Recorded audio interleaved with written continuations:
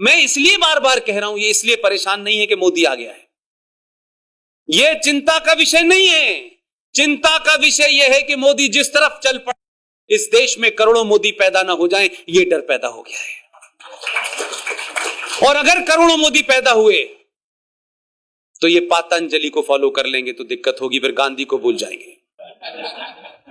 संकट लंबा है, इसलिए षड्यंत्र बहुत गहरा है। इसलिए हर किस्म का आदमी जो जिस कतार में बैठा है, जो जिस चीज का ढोल बजाता है, वो सब निकल निकल के बाहर आ रहे हैं, क्योंकि जो एक आदर्श सत्ता, इनविजिबल पावर इस देश में 70 सालों में जो क्रिएट कर दी गई थी कि मेजॉरिटी अगर कोई बात कहेगी तो वो फौरन नहीं मानी जाएगी, और माइनॉरिटी की हर नाजायज मांग संविधान में नाजायज काम करेंगे, और जो संविधान ने जिसकी परमिशन नहीं दिए वो भी काम आप करेंगे। इसलिए जब तक वैसा देश चल रहा था तब तक तो भाईचारा था, गंगा जमुना तहजीब थी। अब एक नई गंगा जमुना तहजीब आई है, अब वो बुरी लग रही है। तो हम तो तुम्हारा हक नहीं मार रहे, लेकिन तुम बताओ कि तुमने इसी हिंदुस्तान में जिस हिंदू के टैक्स के पैसे से तुम्हारे घर चलते थे जम्मू कश्मीर में, क्योंकि तुम कुछ उदा के ऐसा पैदा नहीं करते थे कि जिससे तुम्हारा राज्य चल जाए। तुम्हारी एंटी हिंदू सोच कैसी है कि जो मेरे पैसे और मेरे टैक्स से पूरा राज्य चलता था, उस राज्य ने इसी देश के उन लोगों को 70 साल से इसलिए नागरिकता नहीं दी कि वो हिंदू थे। और ये भटके हुए मूर्ख महान अंबेडकर की जाहिल औलादें जो घूम रही हैं, ओपनली कहता हूं मैं, अंबेडकर से बड़ा कोई राष्ट्रवादी नहीं था। हमको अंबेडकर के बारे में सेलेक्टिव बताया गया है।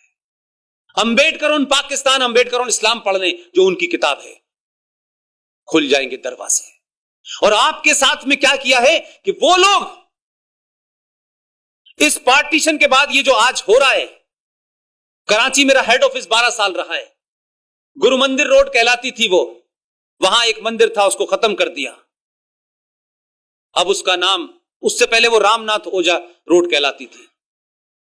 उस कराची में ये घटना आपने नहीं सुनी, उस कराची के अंदर अभी जो लोग 1.5% नहीं आए हैं, ऑर्डर जारी किया गया है कि ये जितने भी दलित हैं इनके साथ खबरदार किसी ने कोई अत्याचार किया। इसलिए नहीं कि दलितों से प्रेम हो गया है, इसलिए कि कराची की सड़कें और टॉयलेट कौन साफ करेगा। यह बात दुख की है, तकलीफ की है मुझ जैसे आदमी के लिए। जम्मू कश्मीर में 1957 में स्ट्राइक हो गई थी सफाई कर्मचारियों की। बख्शी गुलाम मीर साहब प्राइम मिनिस्टर थे, उन्होंने अपनी काबीना के 2 लोगों को भेजा कि इस गंदगी को साफ करने के लिए हिंदुओं में एक कम्युनिटी है, एक कास्ट है वाल्मीकि, उनको लेके आओ नहीं तो महामारी फैली हुई है।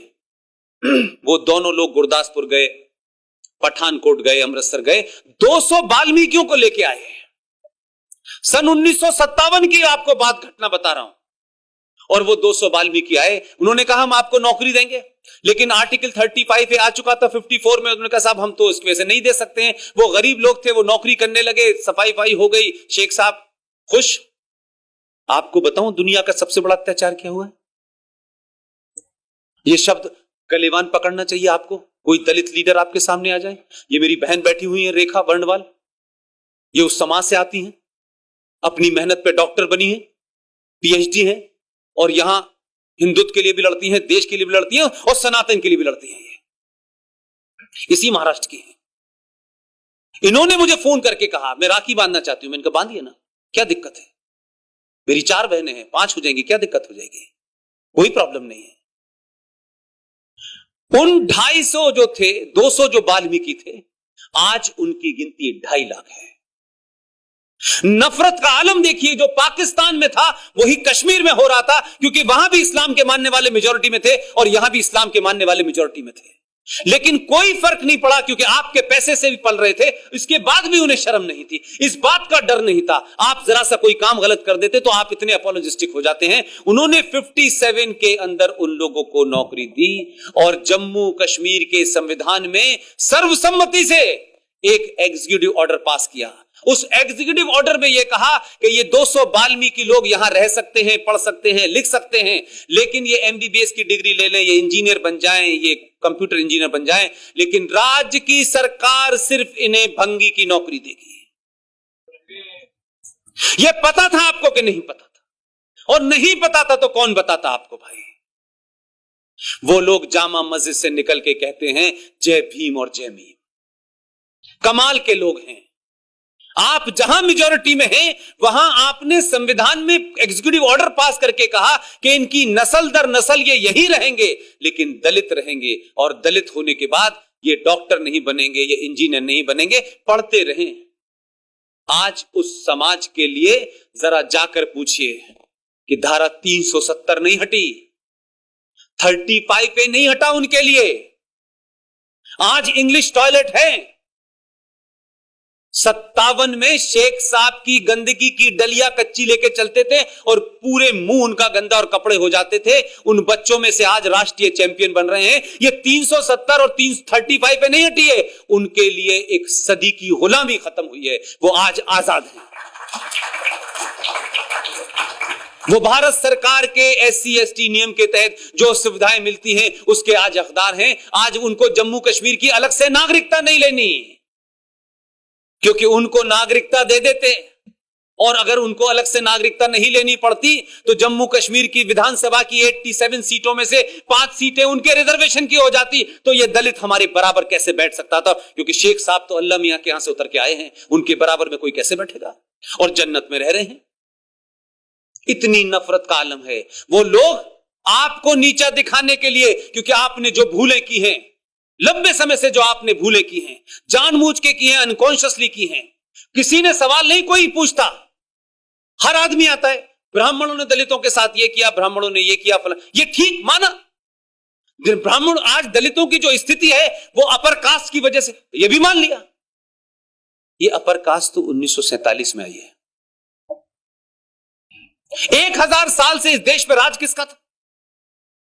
जो राज कर रहे थे, क्या उन्होंने दलितों को राजा बनाया था? कोई किंग बनाया था इनमें मुगलों ने? आज उन्हीं की नाजायज वारिस क्या कहते हैं कि हम और दलित और मुसलमान भाई भाई हैं। ये दलित मुसलमान भाई भाई का पाखंड सिर्फ इतना ही है कि जो आपकी सनातन संस्कृति की जो कंपोजिशन था उसमें हर एक का काम बटा हुआ था। उस काम को आपने बांटते बांटते उनको अपने से इतना अलग कर दिया। जो ताकत के साथ लड़ते थे, जो पूरी तरीके से उनको चैलेंज करते थे, आपकी बेवकूफी और आपकी इग्नोरेंस ने उस कम्युनिटी समाज को आपसे अलग कर दिया। और वो लोग जिन्होंने उन्हें मारा, अत्याचार किया, वो आज कहते हैं जय भीम और जय मीम। कोई पूछने वाला नहीं है कि भाई दलितों की स्थिति अगर ये थी और मुगलों ने बहुत तो फिर तो बहुत कुछ अच्छे होने चाहिए थे। फिर अंबेडकर को गायकवाड़ साहब की जरूरत नहीं थी कि वो उनके स्कॉलरशिप पे बाहर पढ़ने जाते हैं। फिर तो उनको बहुत कुछ होना चाहिए था। फिर मुगलों के जाने के बाद 2-4 बड़े राजा होने चाहिए थे। फिर दलित दलित क्यों रहा? लेकिन ये झूठ चलाया जा रहा है और आपने उस झूठ को आगे चलने दिया है। इसलिए आप सबसे मेरी बड़ी विनती है, मैं अपने लिए आपसे कुछ भी नहीं मांगना चाहता। अगर गलती हो गई है, अगर कल सुबह से भी सुधार लेंगे तो भी जल्दी रास्ते पे आ जाएंगे। कोई फर्क नहीं पड़ने वाला है, कोई छोटा और बड़ा नहीं होने वाला है। और आप तो जिस संस्कृति में हैं उसमें तो बड़े होने का मतलब ही होता है कि जितने आप झुक जाएं। आप राष्ट्रपति बनाएंगे, आप चीफ जस्टिस बनाएंगे, ये भूख नहीं है। उनके दर्द इस बात का नहीं है कि उन्हें आपने सत्ता में प्रधानमंत्री नहीं बनाया, आपने तो 2-2 राष्ट्रपति बना दिए। उनका दर्द यह है कि समाज ने उसे एक्सेप्ट नहीं किया है। ये 3-3 बार गले इधर, 3 बार गले इधर मिलके मुसलमान के यहां सिवैयां खाने तो पंडित जी जाते हैं।